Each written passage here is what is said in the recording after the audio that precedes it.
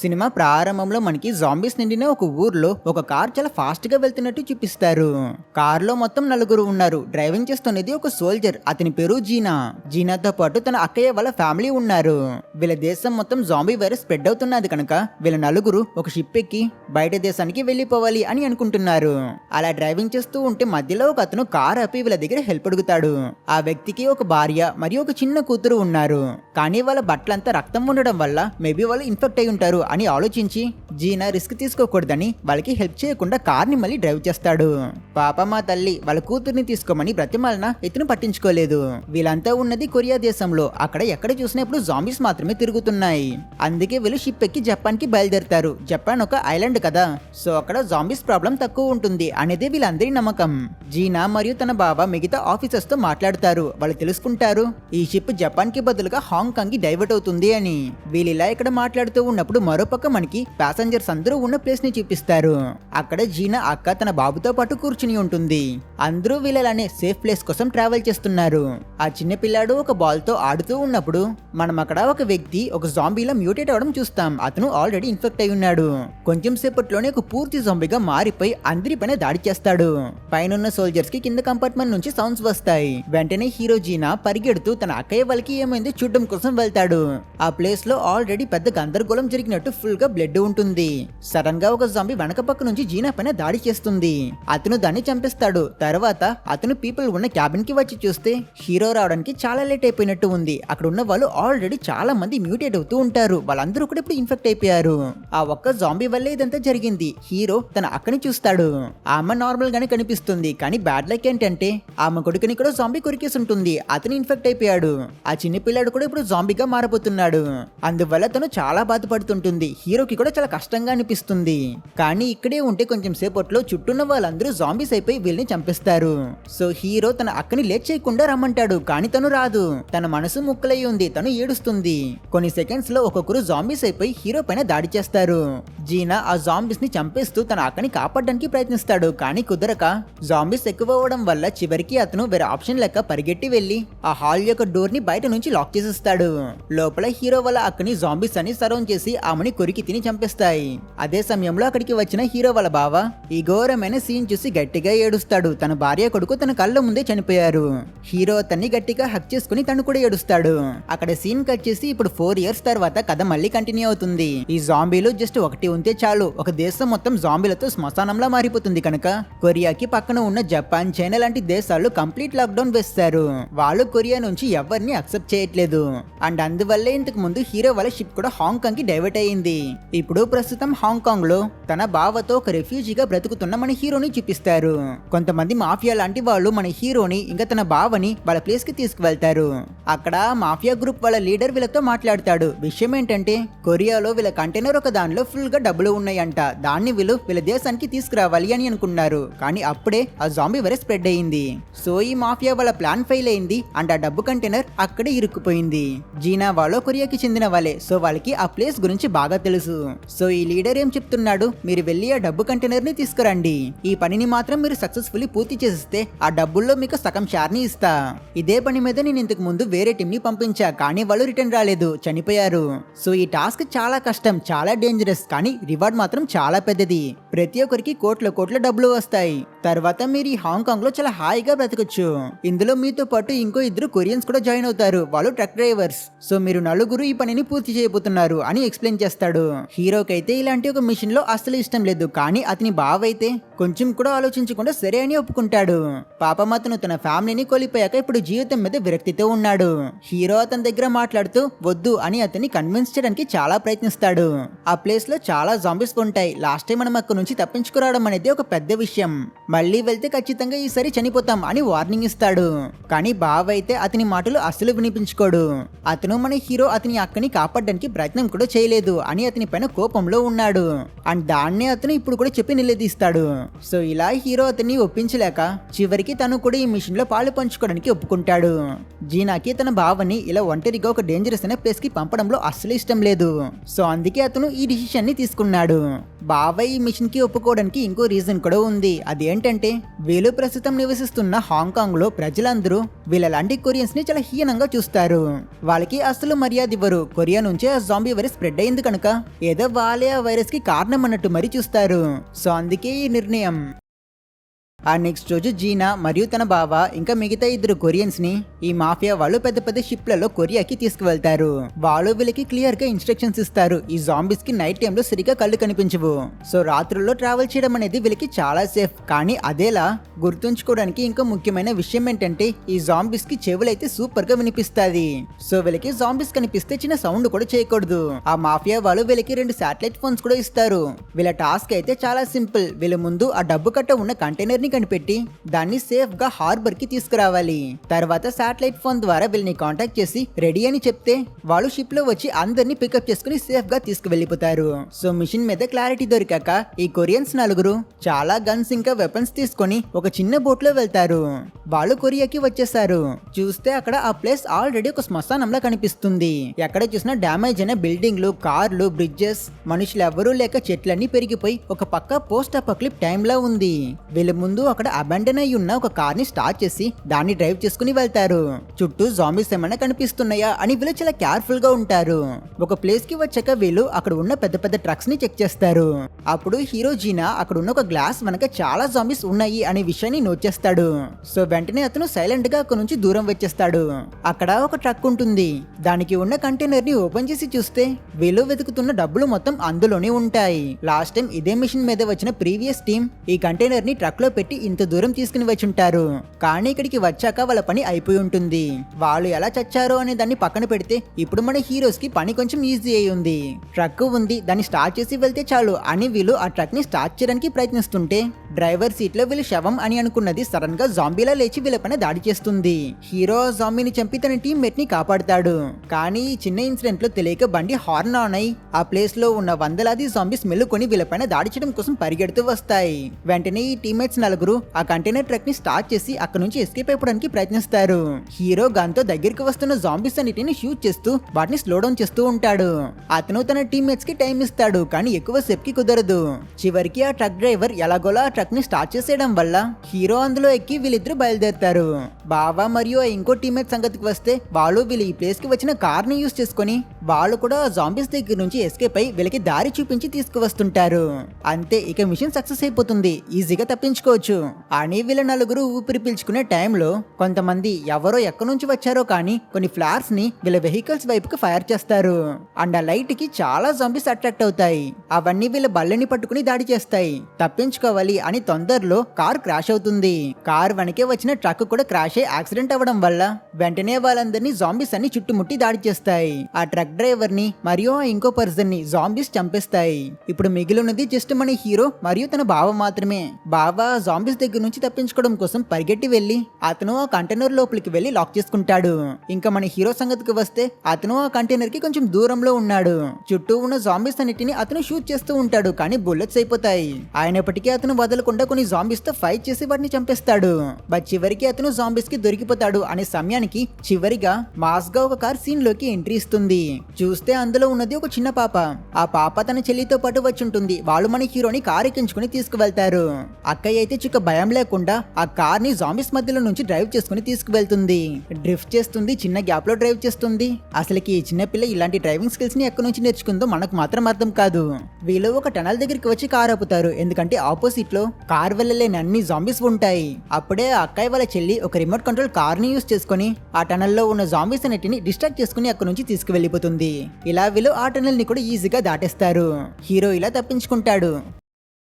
ఇప్పుడు మనకి హీరో బావ ఉన్న కంటైనర్ ని చూపిస్తారు. దాన్ని చాలా జాంబీస్ చుట్టుముట్టి బ్రేక్ చేయడానికి ప్రయత్నిస్తూ ఉంటాయి.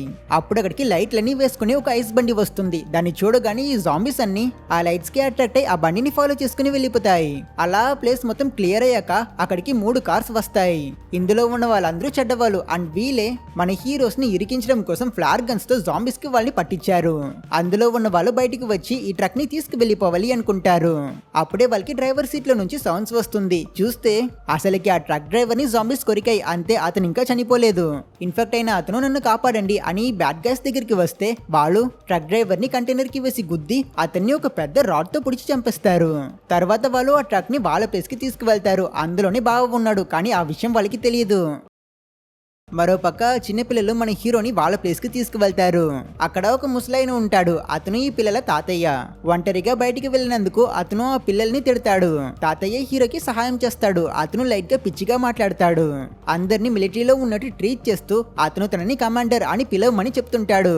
వాళ్ళతో మాట్లాడుతూ హీరో ఇలా తిరిగి చూస్తే అక్కడే అతనికి ఒక పెద్ద షాక్. అక్కడ పిల్లల తల్లి ఉంటుంది. ఆమె మరి ఎవరో కాదు, ఫస్ట్ సీన్ లో హీరో దగ్గర హెల్ప్ చేయమని అడిగింది. ఇతను కూడా కారు ఆపకుండా వెళ్ళాడు కదా, ఆమె ఆ రోజు ఆమె చేతిలో ఎత్తుకున్న ఆ చిన్న పాపే ఈ 4 years తర్వాత మన హీరో ప్రాణాలని కాపాడింది. కానీ విషయం ఏంటంటే వాళ్ళలో ఎవ్వరూ మన హీరోని గుర్తుపట్టట్లేదు. ఆ లేడీ వాళ్ళ భర్త ఆ రోజు జాంబీగా మారిపోయి ఉంటాడు. సో అతను వీళ్ళతో పాటు లేడు. సో గత 4 సంవత్సరాలుగా ఈ లేడీ తన పిల్లలతో పాటు ఈ ప్లేస్ లోనే నివసిస్తుంది. ఆమె కొరియా వదిలి వెళ్లిపోవాలి అనుకుంటుంది. కానీ వీళ్ళకి హెల్ప్ చేయడం కోసం ఎవ్వరూ ఇక్కడికి రావట్లేదు. తను హీరో దగ్గర నువ్వు ఎవరు, ఎందుకు ఇక్కడికి వచ్చావు, నీతో పాటు ఎవరైనా వచ్చారా అని అడుగుతుంది. అందుకు హీరో జీనా కంటైనర్ లో ఉన్న డబ్బు కోసమే వచ్చాము అని నిజం మొత్తం చెప్తాడు. ఇది విని ఆ లేడీ చాలా టెన్షన్ అవుతుంది. ఎంతకాలమని డబ్బు డబ్బు అని చేస్తారా అని తను మన హీరోని తిడుతుంది. హీరో ఈ ఐలాండ్ నుంచి తప్పించుకోవడానికి ఒక మార్గం ఉంది. సముద్రంలో మా కోసం షిప్ లో కొంతమంది వెయిట్ చేస్తున్నారు.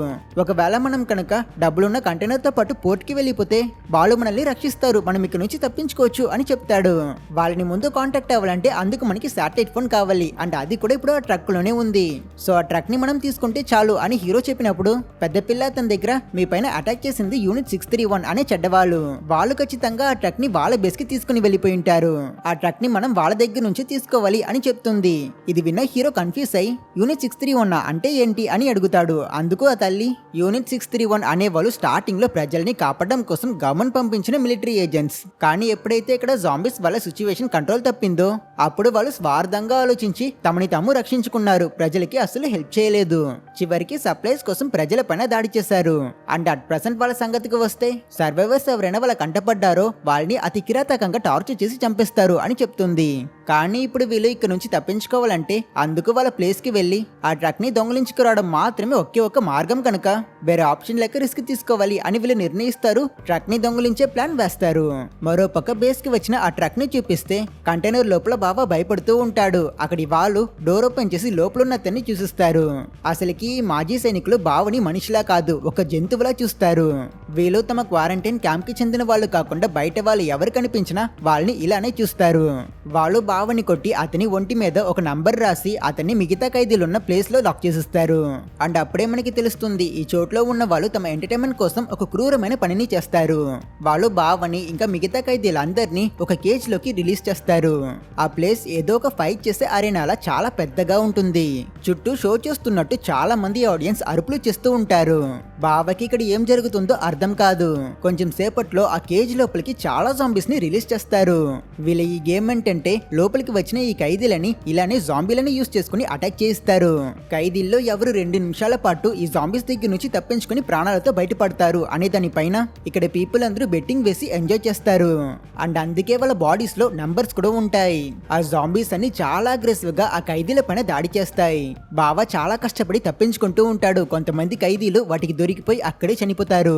ఇలా 2 minutes పాటు ఈ గేమ్ అవుతుంది. ఈ రోజుకి బావ బ్రతికిపోయాడు.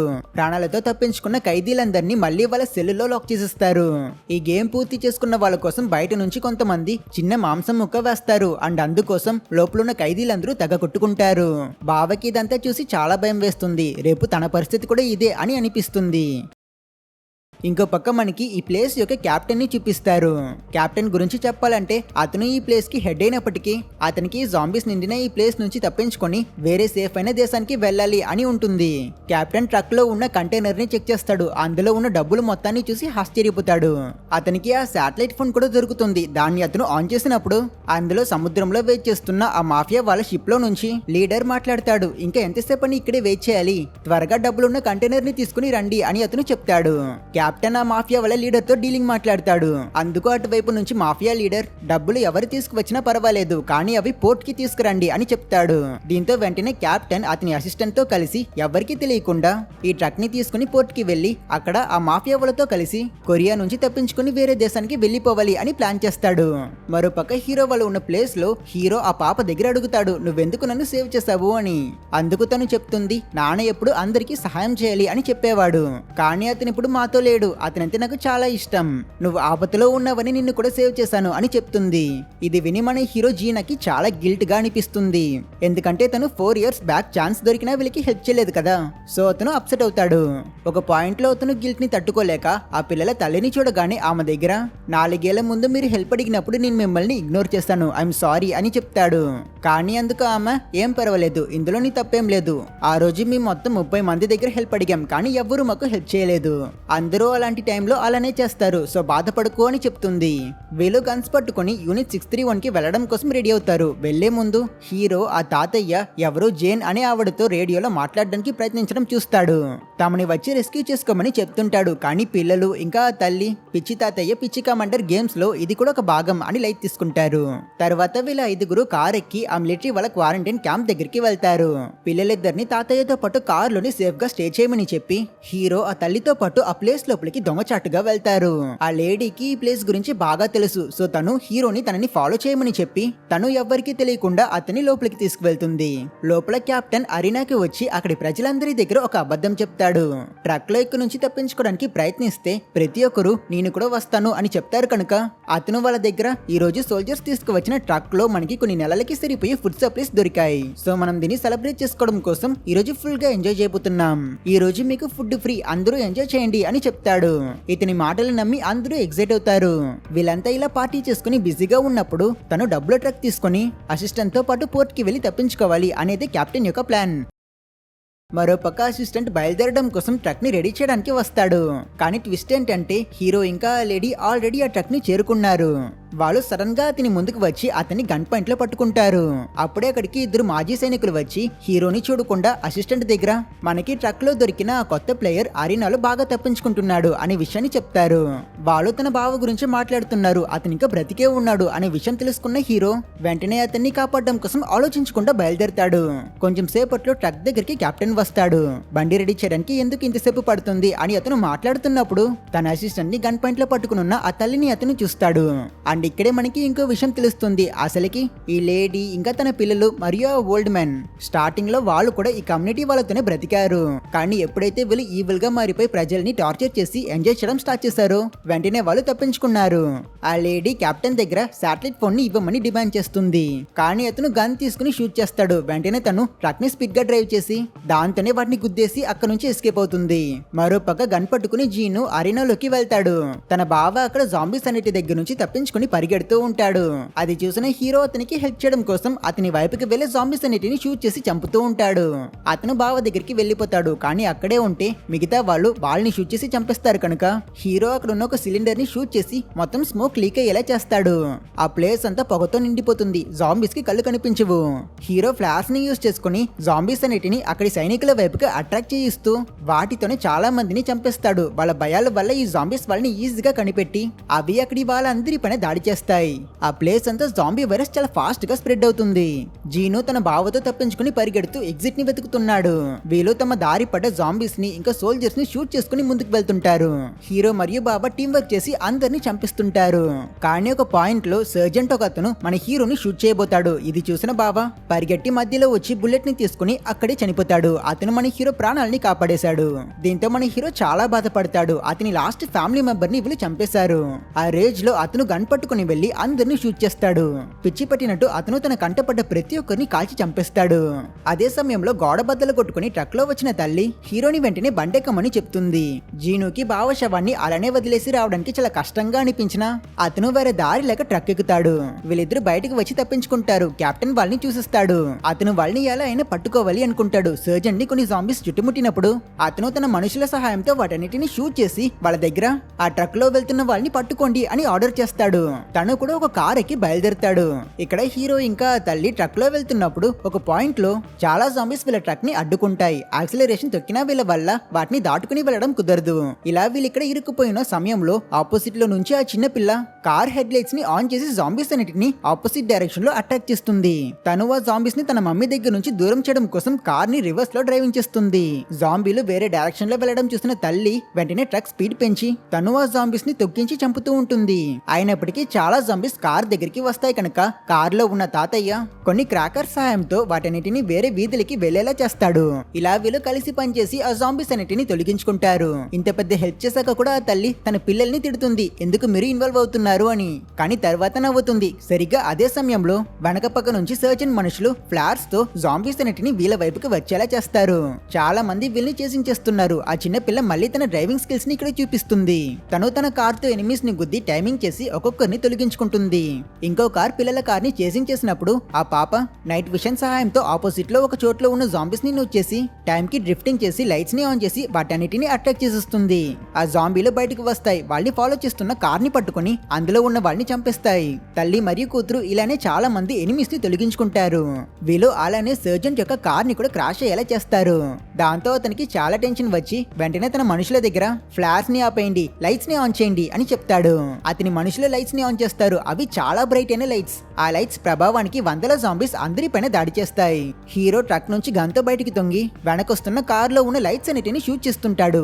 అప్పుడు ఒక జాంబీ పరిగెట్టి వచ్చి అతని పైన జంప్ చేసినప్పుడు టైం కి ఆ చిన్న పిల్ల కార్ లో జాంబీని గుద్ది అతని సేవ్ చేస్తుంది. కొందరు సోల్జర్స్ వీళ్ళ బల్లలోకి ఎక్కి వీళ్ళని షూట్ చేయడానికి ప్రయత్నిస్తారు. వాళ్ళని కూడా వీళ్ళు చాలా తెలివిగా తొలగించుకుంటారు. అప్పుడు ఆ చిన్న పిల్ల నైట్ విషన్ గాగుల్స్ తో మళ్ళీ జాంబీస్ ఉన్న ప్లేస్ ని చూసి ఈసారి ఒక పెద్ద రిస్క్ తీసుకుంటుంది. తను హెడ్ లైట్స్ ఆన్ చేసి జాంబీస్ మధ్య డ్రిఫ్ట్ చేసుకుని వెళ్లి వాటితో రోడ్ ని బ్లాక్ చేసేస్తుంది. అందువల్ల వీళ్ళని ఫాలో చేస్తున్న వాళ్ళలో సగం తగ్గిపోతారు. ఇంకా లాస్ట్ కి పైన ఒక బ్రిడ్జ్ నుంచి చాలా జాంబీస్ కింద పడుతూ ఉంటాయి. లిటరల్లీ ఒక జాంబీల వర్షం లాగా వీళ్ళ వెహికల్స్ పైన అవి పడుతుంటాయి. ఈ ఇంపాక్ట్ లో అందరూ పోతారు. ఇక ఆఖరికి మిగిలి ఉన్నది హీరో వాళ్ళ ట్రక్, ఆ చిన్నపిల్లల కార్ మరియు ఆ సర్జెంట్. అతను మళ్ళీ ఈ చేసింగ్ లో జాయిన్ అయ్యాడు. హీరో సర్జెంట్ కోసం ఒక పెద్ద ప్లాన్ వేస్తాడు. అతను ఇంతకు ముందు ఒక స్పాట్ లో గ్లాస్ వెనక చాలా జాంబీస్ ఉన్నాయి అనే విషయాన్ని నోట్ చేస్తుంటాడు కదా. ఆ డైరెక్షన్ లో వెళ్లి ఆ గ్లాస్ ని బుల్లెట్స్ తో షూట్ చేసి వీక్ చేసేస్తాడు.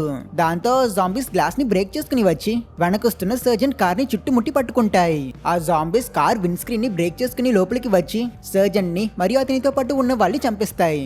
అంతే, ఇక ప్రాబ్లం సాల్వ్. అందరూ పోయారు. ఆ ట్రక్ మరియు చిన్న పిల్లల కార్ లో వీళ్ళు పోర్ట్ వైపుకి వెళ్తున్నారు. ఆ తల్లి శాటిలైట్ ఫోన్ ని హీరోకి ఇస్తుంది. అతను దాంతో మాఫియా వాళ్ళని కాంటాక్ట్ అయ్యి వాళ్ళని పిలుస్తాడు.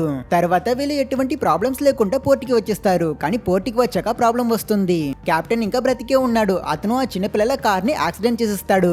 లక్కీలీ ఇందులో పిల్లలకి ఏం కాలేదు. కెప్టెన్ దిగి వచ్చి పెద్ద పాపని హాస్టేజ్ గా పట్టుకుంటాడు.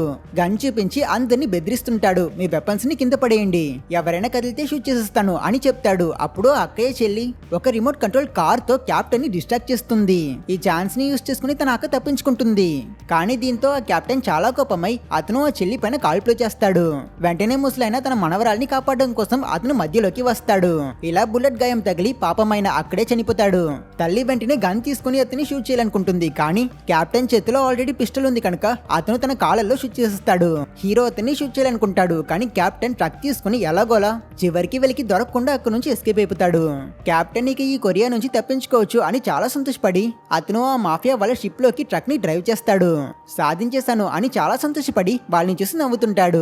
ఆ మాఫియా వాళ్ళు కూడా నవ్వుతూ సింపుల్ గా గన్ తీసి ఇతన్ని షూట్ చేసి చంపేస్తారు. సో ఒక్క విషయం అర్థమవుతుంది, హీరో వాళ్ళు ఈ షిప్ కి వచ్చున్న వాళ్ళ పరిస్థితి కూడా ఇదే. కానీ ఇక్కడే ఒక ట్విస్ట్, సర్జెంట్ ఒంట్లో ఇంకా ప్రాణం ఉంది. అతను తన కొన ఊపిరితో రివర్స్ గేర్ వేసి ట్రక్ ని స్పీడ్ గా రివర్స్ తీసి చనిపోతాడు. ఇందువల్ల కార్గో డోర్ క్లోజ్ అవ్వదు. ట్రక్ దారిని ఆపిస్తుంది. జాంబీస్ అన్ని ఆ గ్యాప్ ని యూస్ చేసుకుని వీళ్ళ షిప్ లోకి వచ్చేస్తాయి. లోపల ఉన్న మాఫియా వాళ్ళు వాటిని కంటిన్యూస్ గా షూట్ చేస్తుంటారు. కానీ అక్కడ చాలా జాంబీస్ ఉన్నాయి. సో వాళ్ళందరూ జాంబీస్ కి దొరికిపోతారు. ప్రతి ఒక్కరు చనిపోయారు. ఆ షిప్ కూడా ఇప్పుడు ఫుల్ గా జాంబీలతో నిండిపోయాయి. ఇప్పుడు అది కూడా వేస్టే. బయట తాతయ్య శవాన్ని పట్టుకుని అందరూ ఏడుస్తూ ఉంటారు. అదే టైంలో ఒక హెలికాప్టర్ అక్కడికి వస్తుంది.